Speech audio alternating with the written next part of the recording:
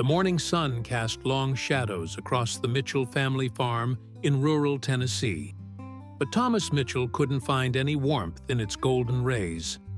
Standing on the wraparound porch of the farmhouse his grandfather had built in 1943, he surveyed the 400 acres that had been his family's pride and joy for 3 generations. Now, in the autumn of 2023, it felt more like a burden than a blessing. The white paint on the fence posts was peeling, revealing gray wood underneath that matched Thomas's weathered face. At 52, he looked older than his years. His once broad shoulders now curved under the weight of mounting problems. His calloused hands gripped a steaming cup of black coffee. The expensive brand was long gone, replaced by whatever was on sale at the local grocery store. "Dad, you're up early again," Emma Mitchell said as she stepped onto the porch, her 17-year-old frame wrapped in one of her mother's old cardigans. The sight of it sent a familiar pang through Thomas's chest. 6 months had passed since Sarah's accident, but her presence still lingered in every corner of their lives. "Couldn't sleep," Thomas admitted, his voice gravelly from years of early morning farm work and too many cigarettes he'd finally quit after Sarah's death. "Got a call from First National yesterday. They want to meet again next week." Emma's face tightened. She had inherited her mother's intuition and her father's stubborn streak, but at 17, she shouldn't have to worry about losing her childhood home. "What did Mr. Patterson say exactly?" Thomas took a long sip of his coffee, buying time. "How do you tell your daughter that the bank is losing patience? That the drought had decimated their corn crop for the 2nd year in a row? That the veterinary bills from the cattle disease outbreak had drained their emergency fund? That her college savings account was now empty? Sacrificed to keep the farm afloat for just a few more months?" "He said we need to discuss our options," Thomas finally replied, which was banker speak for "prepare to lose everything." The sound of gravel crunching under tires interrupted their conversation. A white pickup truck with Morrison and Associates Real Estate emblazoned on the side pulled into their driveway. Thomas felt his jaw clench as Richard Morrison stepped out, his expensive suit looking out of place against the rural backdrop. Morrison was a vulture in a $1,000 suit, representing developers from Nashville who saw dollar signs where Thomas saw generations of family history. He'd been circling the Mitchell farm for months, making increasingly aggressive offers as their financial situation became common knowledge in their small town of Cedar Creek. "Morning, Thomas. Emma," Morrison called out with a smile that never reached his eyes. "Beautiful day, isn't it? Perfect weather for making big decisions." "What do you want, Morrison?" Thomas didn't bother with pleasantries. The man had been pestering him for months, showing up unannounced, with offers that grew more tempting as their desperation grew more obvious. "I wanted to check in, see how you folks are doing." Morrison's tone was practiced sympathy. "I heard through the grapevine that things have been challenging since Sarah passed. God rest her soul." Emma stepped closer to her father, a protective gesture that didn't go unnoticed. "We're doing just fine, thank you," she said, her voice steady despite the tremor Thomas could detect underneath. Morrison nodded, but his smile remained predatory. Of course. Strong family. The Mitchells. Always have been. But Thomas, I want you to know that my client's offer still stands. Actually, given the current market conditions, they've authorized me to increase it by 15%. That's $2. $8 million for the entire property. The number hung in the air like smoke. It was more money than Thomas had ever imagined having, enough to pay off all their debts, buy a modest house in town, and still have enough left over to send Emma to any college she wanted. It was also the end of everything his family had built. "The answer's still no," Thomas said, but his voice lacked the conviction it had held months ago. "Dad," Emma whispered, and he could hear the conflict in her voice. She knew what that money could mean for their future, even if it meant abandoning their past. Morrison's smile widened. "Take your time, Thomas. But remember, opportunities like this don't come along often. My clients are very motivated, but they're not infinitely patient. The market is changing, and this offer won't be on the table forever." He climbed back into his truck. But before driving away, he rolled down the window. "Think about Emma's future, Thomas. Think about what Sarah would have wanted for her daughter." The mention of his wife's name in that context made Thomas's hands ball into fists. But Morrison was already driving away, leaving only dust and the echo of his words behind. Father and daughter stood in silence for several minutes, watching the dust settle. Finally, Emma spoke. "Mom always said this place was in our blood." "Your mom said a lot of things," Thomas replied, his voice softer now. "She also said that home isn't just a place, it's the people you love." Emma nodded, understanding the implication. If they lost the farm, they'd still have each other. But if they lost each other trying to save it, what would be the point? "I should get ready for school," Emma said, squeezing her father's arm before heading back inside. Thomas remained on the porch as the sun climbed higher, watching his small herd of cattle graze in the pasture that had once held 3 times as many animals. The bank held the note on everything: the land, the house, the equipment, even the remaining livestock. They were one more bad month away from losing it all. He thought about Sarah, about the dreams they'd shared when they first took over the farm from his parents 20 years ago. They were going to modernize, expand, maybe even open a small agricultural tourism operation. Instead, they'd spent most of their marriage just trying to keep their heads above water, fighting against weather, market prices, and equipment breakdowns that always seemed to come at the worst possible time. The irony wasn't lost on him that farming, the profession that fed the world, was one of the hardest ways to make a living. Small family farms like theirs were disappearing across America, replaced by massive corporate operations or subdivisions full of houses for people who worked in the cities. His phone buzzed with a text message from his neighbor, Jack Patterson.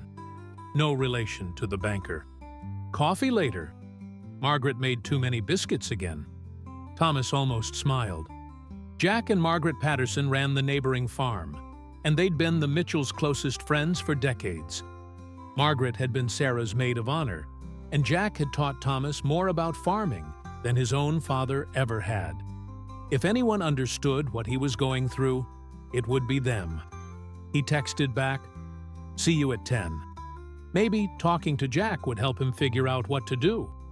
Maybe there was still a way to save the farm. Or maybe it was time to accept that some battles couldn't be won, no matter how much you believed in the cause. As he headed inside to grab his keys, Thomas caught sight of a framed photograph on the mantel. 3 generations of Mitchell men standing in front of the same barn that was visible through his kitchen window. His grandfather, his father, and himself, all at roughly the same age, all carrying the weight of keeping the family legacy alive. Soon, there might not be a 4th generation to add to that photo. Jack Patterson's kitchen always smelled like fresh coffee, and whatever Margaret had been baking since dawn. Today, it was apple cinnamon muffins, and the familiar aroma provided a brief respite from the anxiety that had become Thomas's constant companion. "You look like hell, Thomas," Jack said without preamble, as he poured 2 cups of coffee from a pot that looked older than both of them. At 68, Jack had the weathered appearance of a man who'd spent his entire life working with his hands, but his eyes were still sharp and kind. "Feel like it too," Thomas admitted, settling into a chair at the kitchen table that had hosted countless conversations over the years. Morrison came by again this morning. Margaret Patterson looked up from where she was wrapping muffins in wax paper, her silver hair catching the morning light. "That snake. I don't know how he sleeps at night, circling around people like a buzzard. Money helps people sleep," Jack said grimly. What was his offer this time? 2.8 million. The number still felt unreal coming out of Thomas's mouth. Jack whistled low. That's a lot of money, Thomas. It's blood money, Margaret said fiercely. That's what it is. They want to tear down everything your family built and put up some fancy development for rich folks from Nashville. Thomas appreciated Margaret's loyalty, but he could see the conflict in Jack's eyes. Jack knew the reality of their situation better than most. The Patterson farm was larger and more diversified, but they were fighting the same battles. Rising costs, unpredictable weather, aging equipment, and markets that seemed designed to favor everyone except the people who actually grew the food. How bad is it, really? Jack asked gently. Thomas stared into his coffee cup as if it might contain answers. Bad. The bank wants to meet next week. I'm 3 months behind on the mortgage, and that's with them working with me. The equipment loan is in default. I had to sell most of the herd just to pay the property taxes. What about crop insurance, disaster relief? Covered some of it, but not enough. Not nearly enough. Thomas rubbed his temples, feeling a headache building. The truth is, even if I planted every acre next spring and had a perfect growing season, I'd still be underwater. The numbers just don't work anymore. Margaret sat down beside her husband, her face etched with concern. What about Emma? What does she think? She's 17. She shouldn't have to think about any of this. Thomas's voice cracked slightly. Sarah made me promise that Emma would have choices, that she wouldn't be trapped here like we were if she didn't want to stay. Trapped? Jack's eyebrows rose. Is that how you really see it? Thomas looked out the kitchen window toward his own farm, visible across the field that separated their properties. Sometimes, Sarah and we never really had a choice. Dad got sick. Mom couldn't handle the farm alone, so we took it over right out of high school. We never got to find out what else we might have been good at. You were good at loving this land, Margaret said softly. You were good at raising Emma. You were good at being there for your community when people needed help. Was I? Because right now it feels like I'm failing at everything that matters. The three sat in comfortable silence for several minutes, the weight of decades of friendship allowing them to communicate without words. Finally, Jack spoke. You know, there might be another option. Thomas looked up, hope flickering in his chest, despite himself. What if you didn't sell to Morrison? What if you found a buyer who would keep it as working farmland? Who's going to buy a failing farm, Jack? Anyone with that kind of money would be better off starting fresh somewhere else. Maybe. Or maybe there's someone out there who understands what this place means. Someone who has the resources to bring it back, but the heart to preserve what your family built? Margaret nodded enthusiastically. There are people like that, Thomas. Rich folks who made their money elsewhere but remember their roots. Sometimes they want to give back, want to preserve the way of life that shaped them. Thomas wanted to believe it was possible, but months of rejection letters from agricultural lenders and development companies had worn down his optimism. Even if such a person existed, how would I find them? I don't exactly move in those circles. You never know who might be listening, Jack said mysteriously. This is a small town, but sometimes small towns have bigger connections than people realize. Before Thomas could ask what he meant, the sound of a school bus stopping at the end of his driveway reminded him that Emma would be coming home soon. He needed to be there, needed to help her with her homework, and pretend that everything was going to be okay. I should go, he said, standing and finishing the last of his coffee. Thanks for the talk. And Margaret, thank you for the muffins. Take some home for Emma, Margaret insisted, pressing a wrapped bundle into his hands. And Thomas? Don't make any hasty decisions. Sometimes help comes from the most unexpected places. As Thomas drove the short distance home, he thought about Margaret's words. He'd been so focused on his problems that he'd perhaps lost sight of the possibilities. Maybe there was still a chance to save the farm without sacrificing his family's legacy. That evening, as Emma did her homework at the kitchen table and Thomas paid what bills he could afford, he found himself looking through old photo albums. Pictures of barn raisings where the entire community had come together. Images of harvest festivals and county fairs where the Mitchell farm had displayed prize-winning produce. Photos of Emma as a little girl, learning to milk cows and gather eggs, her face bright with the joy of discovery. This wasn't just a business that was failing. It was a way of life, a connection to the land and community that went back generations. But was preserving that worth sacrificing Emma's future? "Dad, are you okay?" Emma's voice broke into his reverie. "Just looking at old pictures," he said, closing the album. "Remember when you were 8 and you convinced Mom to let you enter that pumpkin growing contest?" Emma smiled, the first genuine smile he'd seen from her in weeks.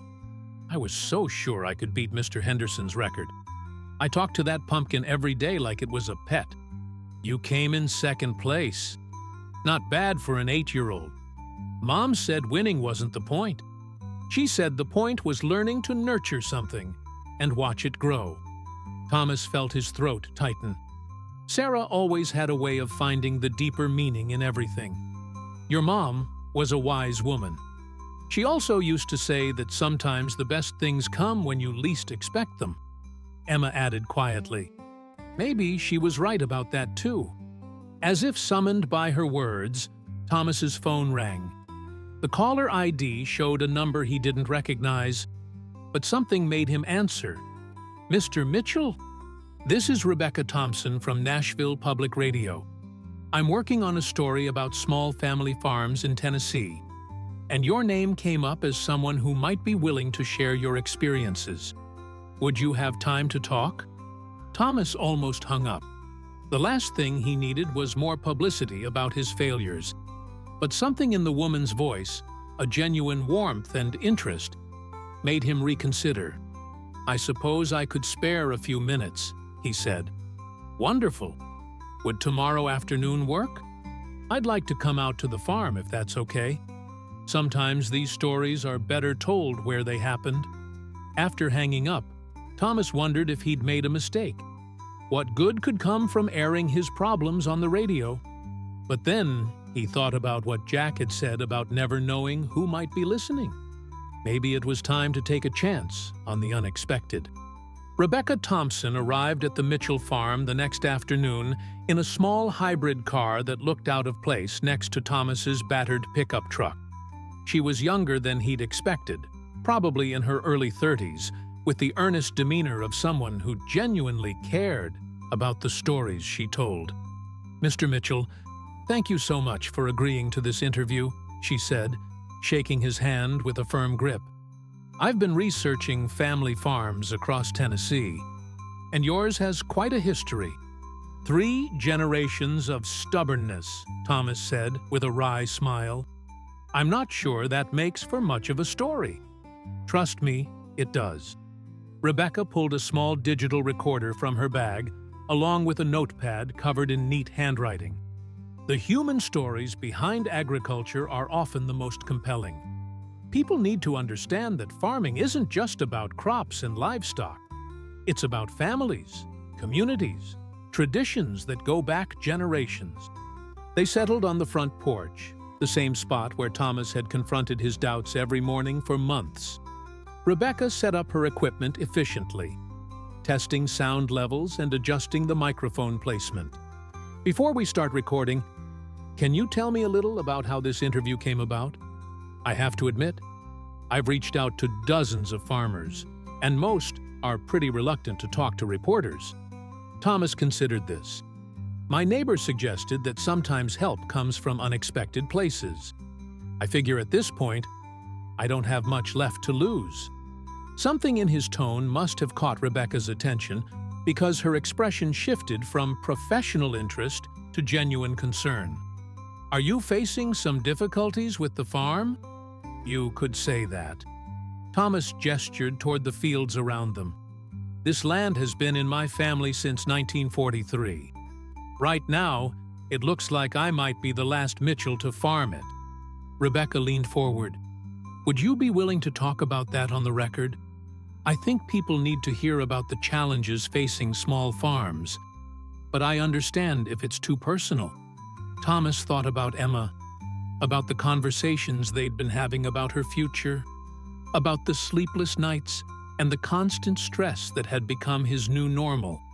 Maybe talking about it publicly would help other families in similar situations. Maybe it would help people understand what was being lost when small farms disappeared. "Let's do it," he said. For the next hour, Thomas found himself opening up in ways he hadn't expected. Rebecca had a gift for asking the right questions, drawing out not just the facts of his situation, but the emotional weight of potentially losing something that had defined his family for generations. He talked about his grandfather, who had started farming with nothing but determination and borrowed money. About his father, who had modernized the operation and expanded it during the prosperous decades following World War II. About Sarah, who had brought her own vision to the farm, starting a small organic vegetable garden that supplied several local restaurants. "She had this idea," Thomas said, his voice growing soft with memory, "that we could do agricultural tourism. Let city folks come out and experience farm life for a weekend. She thought it could help sustain small farms like ours." "That sounds like it could have been successful," Rebecca observed. "Maybe. We never got the chance to find out." She was driving home from a meeting with a tourism development group when... He trailed off, unable to finish the sentence even after 6 months. "I'm so sorry for your loss," Rebecca said gently. "Can you tell me about Emma? How is she handling all of this?" "She's stronger than she should have to be," Thomas said. 17 years old and already thinking like an adult about decisions no kid should have to make. Part of me thinks I should just take the developer's money and use it to give her a fresh start somewhere else. But part of you can't bear the thought of letting go. This land, this way of life, it's not just what we do, it's who we are. When you drive through rural America and see all those empty farmhouses, those abandoned barns, you're not just seeing economic failure. You're seeing the death of communities, of connections to the land that go back generations. Rebecca nodded, making notes. What would it take to save the farm? If you could wave a magic wand, what would have to happen? Thomas laughed, but there was no humor in it. Magic wand is right. I'd need about $200,000 to get current on all the loans. Maybe another 100,000 to make the improvements necessary to be competitive. And that's assuming I could find a way to generate enough income to service that debt going forward. Have you looked into grants? Government programs? Everyone I can find. Most require matching funds I don't have, or they're designed for operations much larger than mine. The irony is that the government talks about supporting family farms, but most of their programs end up helping big agribusiness instead. After Rebecca finished recording, she spent another hour walking around the property with Thomas, taking photos and asking more detailed questions about the operation. Emma arrived home from school during this time, and Rebecca asked if she could speak with her as well. "I guess," Emma said, though Thomas could see she was nervous about the idea. "Just be honest," Thomas told his daughter. "Tell her how you really feel." The conversation between Rebecca and Emma was shorter, but equally revealing. Emma spoke about growing up on the farm, about helping her mother in the garden and learning to drive on the tractor paths, about the tension between loving this place and understanding that holding on to it might limit her opportunities. "Do you want to be a farmer?" Rebecca asked. Emma considered the question carefully. I want to have the choice to be a farmer. Right now, it feels like that choice is being taken away from us. After Rebecca left, promising to send them a copy of the finished story before it aired, Thomas and Emma sat on the porch watching the sun set over their fields. "Do you think that interview will help anything?" Emma asked. "I don't know," Thomas admitted. "But your mom always said that you never know what doors might open when you're honest about who you are and what you need. When will it air?" She said probably next week. It's part of a series they're doing about rural America. Emma nodded, then was quiet for several minutes. Finally, she spoke again. "Dad, I need to tell you something." Thomas felt his stomach clench. "What is it?" "I've been thinking about what Mr. Morrison said, about what Mom would want for me, and I think Mom would want us to fight for this place. Not because it's easy, but because it matters. Emma, you don't have to." "Yes, I do. This is my home too. My history too. And if we're going to lose it, at least let's lose it fighting. Not because we gave up." Thomas reached over and squeezed his daughter's hand, feeling a surge of pride and love so strong it nearly brought tears to his eyes. Whatever happened next, they would face it together. Neither of them noticed the black SUV that had been parked at the end of their driveway during the interview, or saw it pull away quietly as darkness fell over the farm. The story aired on Nashville Public Radio the following Tuesday, during the morning drive time. Thomas listened to it while doing his daily rounds, feeding the remaining cattle and checking fence lines that desperately needed repair. Hearing his own voice on the radio was strange, but Rebecca had crafted the piece beautifully, capturing not just his struggles, but the broader context of what was happening to family farms across the region. The response was immediate and overwhelming. By noon, Thomas's phone was ringing constantly. Some calls were from reporters wanting to do follow-up stories. Others were from people offering sympathy, advice, or small donations that touched his heart, but wouldn't solve his fundamental problems. A few were from other farmers facing similar challenges, wanting to share their stories or ask for advice he didn't feel qualified to give. But one call stood out from the rest. "Mr. Mitchell, this is David Patterson from the First National Bank." The voice was familiar, but the tone was different, less adversarial than their recent conversations. "Mr. Patterson, I suppose you heard the radio story?" "I did, and I've been getting calls all morning from people asking about your situation. Look, Thomas, I want you to know that foreclosure is never the outcome we want. The bank succeeds when our customers succeed." Thomas almost laughed at that statement, but he held his tongue. "What can I do for you, David?" "I'd like to propose a temporary suspension of foreclosure proceedings. Give us both some time to explore other options. I've had some inquiries from, let's call them interested parties. Who might be able to help?" "What kind of interested parties?" "I can't say much right now, but there are people who heard your story and were moved by it. People with resources who understand the value of preserving working farms. Can you give me 2 weeks?" 2 weeks wasn't much, but it was more hope than Thomas had felt in months. "I suppose I can do that." "Good. And Thomas, keep your phone on. I have a feeling you might be hearing from some unexpected people." Patterson's prediction proved accurate sooner than expected. That afternoon, as Thomas was replacing rotted boards on the barn door, a pickup truck pulled into his driveway. But this wasn't the usual farm truck common in the area. It was a pristine black Chevrolet Silverado with Oklahoma plates. The man who got out was dressed casually in jeans and a plaid shirt, but something about his bearing suggested he was more than a passing tourist. He was probably in his early 60s, with silver hair beneath a well-worn cowboy hat and the confident walk of someone accustomed to being recognized.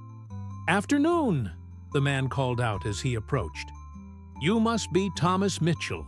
I'm sorry to drop by unannounced." Thomas set down his hammer and walked over to meet his unexpected visitor.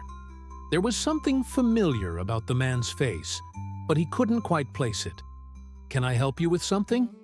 "Well, I heard your story on NPR this morning. Drove over from Nashville to see this place for myself." The man extended his hand. "Name's Garth Brooks." For a moment, Thomas was sure he'd misheard. "I'm sorry. What did you say your name was?" "Garth Brooks. I know. Probably not who you were expecting to show up at your door." Thomas stared at the man standing in his driveway, trying to process what he was hearing. Garth Brooks. The Garth Brooks. The best-selling solo artist in music history. The man whose songs had provided the soundtrack to Thomas's own life growing up in rural America. Are you really?" Garth smiled. The same warm expression Thomas had seen in countless interviews and concert videos. "I really am. And I hope you don't mind the intrusion. But your story really got to me. See, I grew up on a farm not too different from this one. In Oklahoma. But the same kind of place. Family land. Generations of history. The whole deal." Thomas realized he was still holding his hammer and set it down on a nearby fence post. Would you like to come inside? I think Emma's going to flip when she finds out who's here.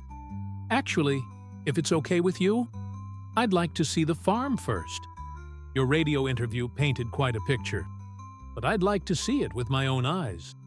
For the next hour, Thomas found himself giving a private tour to one of the most famous musicians in the world. Garth asked thoughtful questions about the operation, the challenges they faced, and the history of the land. He listened intently when Thomas talked about his grandfather's original vision, about the improvements his father had made, about Sarah's dreams for agricultural tourism. "Your wife sounds like she was a remarkable woman," Garth said, as they stood in the field where Sarah had planned to build guest cabins. "She was. She believed this place could be more than just a working farm. She thought it could be a bridge between rural and urban America, help people understand where their food comes from. Smart woman. That kind of connection is more important than ever these days." Garth looked out across the rolling hills that surrounded the Mitchell property. "This is beautiful country, Thomas.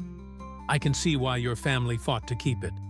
We're probably going to lose that fight," Thomas admitted. "But at least we're going down swinging." Garth turned to study Thomas's face. "What if you didn't have to lose?"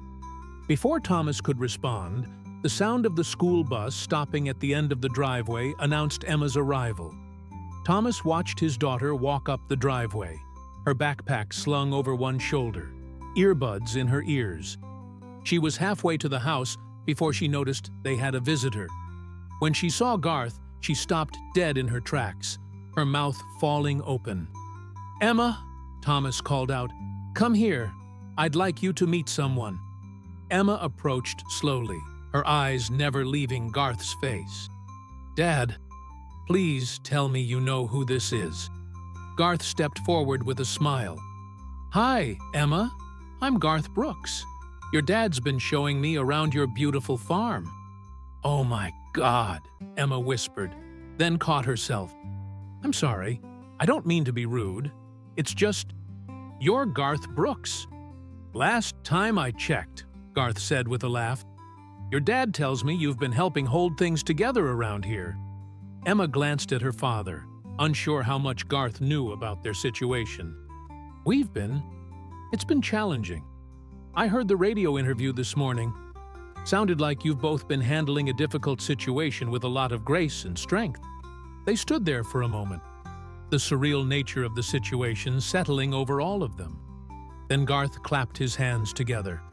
"Well, I don't want to impose on your evening any longer, but I was wondering if I could ask you folks a favor." "Anything," Thomas said immediately. "I'm planning a small acoustic concert tomorrow night in Nashville. Nothing fancy, just me and my guitar at a little venue called the Listening Room Cafe. I'd love for you and Emma to be my guests. There's something I'd like to talk to you about afterward." Thomas and Emma exchanged glances. "We'd be honored," Thomas said. "Great. I'll have someone call you with the details." Garth started walking back toward his truck, then paused and turned around. "Thomas, I want you to know that what you and your family represent, the connection to the land, the commitment to community, the values that built this country, that's not something we should let disappear without a fight." As Garth's truck disappeared down the driveway, Thomas and Emma stood in stunned silence for several minutes. "Dad," Emma finally said, "did Garth Brooks just invite us to his concert?" "I think he did." "And did he say he wanted to talk to us about something?" "He did say that." Emma shook her head in amazement. "Mom always said that sometimes the best things come when you least expect them." Thomas put his arm around his daughter's shoulders, watching the dust settle from Garth's departure. For the first time in months, he felt something that had been absent from his life for too long: hope. The Listening Room Cafe in Nashville was intimate by design, seating fewer than 200 people in an atmosphere that prioritized the music over spectacle. Thomas and Emma had never been to a venue quite like it, where conversations hushed to reverential whispers and every note seemed to carry extra weight. They sat at a small table near the front, still somewhat disbelieving that they were there as personal guests of Garth Brooks. Around them, the audience was a mix of music industry professionals, longtime fans, and what appeared to be other invited guests who, like Thomas and Emma, seemed to be farmers or rural folks based on their dress and demeanor. When Garth took the stage with just his acoustic guitar, the room fell completely silent. He opened with "The River," his voice filling the intimate space with a warmth that made it feel like a conversation among friends rather than a performance. "Good evening, everyone," Garth said after the first song. "Tonight's a little different from my usual shows. This is about storytelling, about the songs that come from real places and real people. And speaking of real people, I want to tell you about a radio story I heard yesterday that reminded me why I write music in the first place." Thomas felt his heart rate increase as Garth began telling the audience about the NPR interview, about family farms and the people who keep them running against increasingly difficult odds. "See, I grew up on a farm," Garth continued. "My family raised cattle and grew hay. And like most farm kids, I learned about hard work before I learned about much else. But I also learned about community, about taking care of your neighbors, about the connection between the land and the people who work it. Those lessons shaped everything I've done since."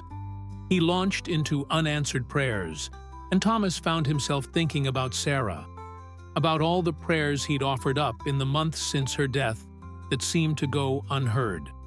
But sitting in this room, listening to these songs with Emma beside him, he wondered if maybe some prayers were answered in ways you didn't expect. The concert continued for nearly 2 hours, with Garth sharing stories between songs about his childhood, his family, and the experiences that had inspired his music. He performed "Friends in Low Places" and "The Dance" and "Standing Outside the Fire," each song taking on deeper meaning in this intimate setting. Near the end of the evening, Garth put down his guitar and addressed the audience directly. "Music has given me opportunities and experiences I never could have imagined growing up in Oklahoma. But success in any field comes with responsibility. When you've been blessed with resources, you have an obligation to use them to help preserve the things that matter most." He gestured toward Thomas and Emma. Thomas and Emma Mitchell are here tonight, from Tennessee. Their family has been farming the same land for 3 generations, but they're facing the same challenges that are forcing family farms to close across America. Rising costs, unpredictable weather, markets that favor corporate agriculture over family operations. Thomas felt heat rise in his cheeks, as hundreds of pairs of eyes turned toward their table. Emma reached over and squeezed his hand. Her own face flushed with embarrassment and surprise. "Now, I don't usually make my personal business public," Garth continued, "but sometimes you meet people whose story touches something deep inside you. Sometimes you realize that helping preserve what matters isn't just charity. It's an investment in the values that made this country what it is." The room was absolutely silent now, everyone hanging on his words. "So tonight, I want to announce the establishment of the Sarah Mitchell Memorial Agricultural Preservation Fund, named after Thomas's late wife, who believed that family farms could serve as bridges between rural and urban America." Thomas's breath caught in his throat. He looked at Emma, whose eyes were wide with shock. "The fund's first recipient will be the Mitchell family farm in Cedar Creek, Tennessee. We're going to provide a grant of $500,000 to help them modernize their operation, pay down their debts, and implement Sarah's vision for agricultural tourism." The audience erupted in applause, but Thomas barely heard it. $500,000. It was more than enough to save the farm, to pay off all their debts, to give Emma choices about her future while preserving the family legacy. Garth held up his hand for quiet. But that's not all. The fund will also provide ongoing support for educational programs, helping other family farms develop sustainable tourism operations. Because what Thomas and Emma represent, the connection to the land, the commitment to community, the preservation of traditional values in a changing world, that's something we can't afford to lose. After the concert ended, Garth invited Thomas and Emma backstage to a small private room behind the venue. The three of them sat around a simple table, the magnitude of what had just happened still sinking in. "I don't know what to say," Thomas managed finally. I can't believe this is real." "It's very real," Garth assured him. "And it's not charity, Thomas. This is an investment in something I believe in deeply. Your family's story, Sarah's vision, that resonates with people. There's a hunger in this country for authentic connections to the land and to our agricultural heritage." "But why us?" Emma asked, her voice small. "You don't even know us." Garth smiled. "I know enough. I know you've faced enormous challenges and you're still fighting. I know you understand that this land represents more than just a business. It's a way of life, a connection to something larger than ourselves. And I know that Sarah had a vision for bringing people together through agriculture." He pulled out a folder and set it on the table. "This contains the details of the grant, including provisions for developing the agricultural tourism operation Sarah envisioned. There are also contacts for agricultural extension agents, marketing specialists, and other resources to help make this work." Thomas opened the folder with trembling hands. The documents inside outlined not just financial support, but a comprehensive plan for transforming the Mitchell farm into a model for sustainable agricultural tourism. "There's one condition," Garth said, his tone becoming more serious. Thomas looked up, suddenly worried. "What's that?" "I want you to document the process, blog about it, do interviews, share what you learn with other farming families. The goal isn't just to save one farm, it's to create a model that others can follow." "I can do that," Thomas said immediately. "We can definitely do that." Emma had been quietly reading through the documents. "This includes funding for educational programs," she said, "like workshops for other farmers." "Exactly. Sarah was right that farms can serve as bridges between rural and urban communities. People are hungry for authentic experiences, for understanding where their food comes from, for connecting with the land. But it has to be done thoughtfully, sustainably." Garth stood up and walked to the window, looking out at the Nashville skyline. "I've been incredibly fortunate in my career. Music has given me opportunities I never dreamed of. But success means nothing if you don't use it to preserve the things that shaped you. He turned back to Thomas and Emma. My grandfather's farm in Oklahoma is gone now, sold off piece by piece after he died. I regret that I wasn't in a position to save it when I had the chance. This is my opportunity to make sure another family doesn't lose their heritage. Thomas felt tears welling up in his eyes. Sarah would have loved this. She always believed that farming was about more than just growing crops. It was about growing community. Then let's honor her memory by making her vision a reality, Garth said. The three of them spent another hour discussing the details of the plan. The grant would be administered through a partnership between Garth's charitable foundation and the Tennessee Department of Agriculture. There would be oversight and accountability, but also flexibility to adapt the program as they learned what worked. When they finally prepared to leave, Garth walked them to their truck in the venue's parking lot. "There's one more thing," he said, reaching into his jacket pocket. He pulled out a small wrapped package and handed it to Emma. "This was your mother's, wasn't it?" Emma unwrapped the package carefully, revealing a silver locket that Thomas recognized immediately. It had been Sarah's grandmother's, passed down through generations of women in her family.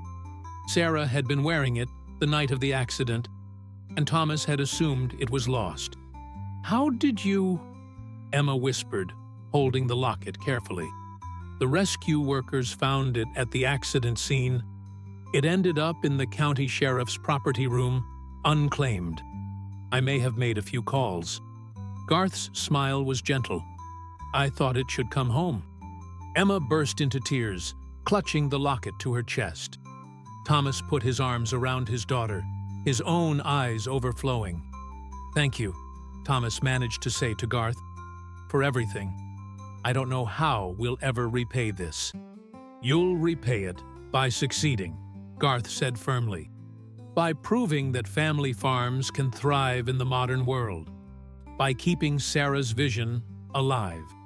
As they drove home through the Tennessee hills, Emma wearing her mother's locket, and both of them still processing the miraculous turn their lives had taken, Thomas thought about the twists of fate that had led to this moment.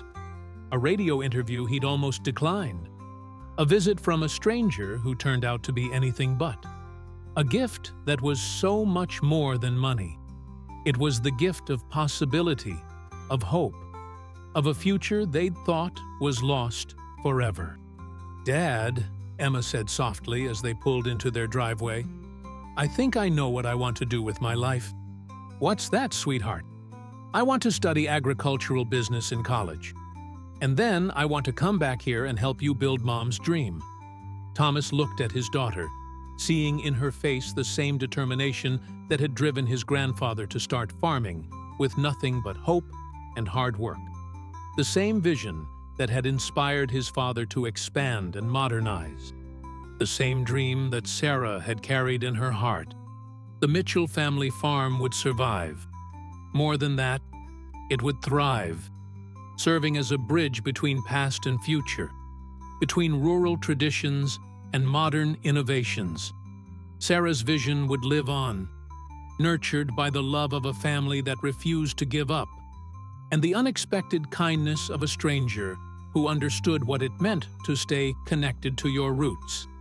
As they walked toward the house that had sheltered 3 generations of Mitchells, Thomas looked up at the stars shining over their land. Land that would now pass to a 4th generation, and perhaps many more to come. Some gifts, he realized, aren't measured in dollars. They're measured in dreams preserved, in legacies continued, in the simple but profound act of one person seeing another's struggle and choosing to help. Garth Brooks had given them more than money. He'd given them back their future. And somewhere, Thomas was certain, Sarah was smiling. Epilogue. 6 months later, the Mitchell family farm hosted its first agricultural tourism weekend, welcoming 30 families from Nashville and surrounding cities. Emma, now a freshman studying agricultural business at the University of Tennessee, came home to help run workshops on sustainable farming practices. The guest cabins Sarah had dreamed of were under construction, funded by advance bookings from visitors who wanted to experience authentic farm life. Thomas kept his promise to document the transformation, writing weekly blog posts that were read by thousands of farmers across the country. The Sarah Mitchell Memorial Agricultural Preservation Fund had helped 3 other family farms develop sustainable tourism operations, with more applications coming in each month. Richard Morrison's development company eventually found other land to build their luxury subdivision. The Mitchell farm remained what it had always been: working agricultural land where the connection between people and the earth was celebrated and preserved. And sometimes, on quiet evenings when the work was done and the cattle were settled for the night, Thomas and Emma would sit on the front porch and listen to Garth Brooks songs on the radio, remembering the night when an unexpected gift changed everything. The land that had sustained the Mitchell family for 3 generations would continue to sustain them for generations to come, a testament to the power of community, the value of perseverance, and the remarkable things that can happen when kindness meets determination.